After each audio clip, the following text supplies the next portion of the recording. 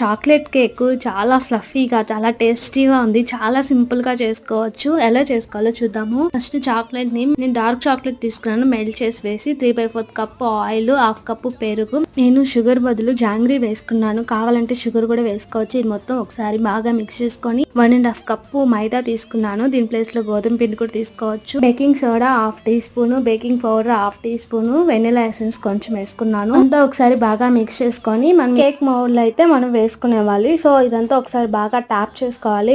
Air bubbles ఉంటే పోతాయి. So పైన చాక్లెట్ తో గార్నిష్ చేశాను. ఇది మెల్ట్ అయ్యి మనం చాక్లెట్ కేక్ రెడీ అయినప్పుడు చాలా బాగుంటుంది ఇలా తినడానికి. కుక్కర్ అయితే ఒక 10 మినిట్స్ ముందే ఫ్రీ హీట్ చేసుకోవాలి. పైన విజిల్ తీసేవాలి, లోపల రబ్బర్ కూడా తీసేసి ఇప్పుడు మనం తయారు చేసిన బ్యాటరీ పెట్టి ఒక 1/2 అవర్ లో ఫ్లేమ్ లో కుక్ చేసుకున్నామంటే కేక్ అయితే రెడీ అయిపోయింది. చాలా టేస్టీగా ఉంది చాక్లెట్ కేక్.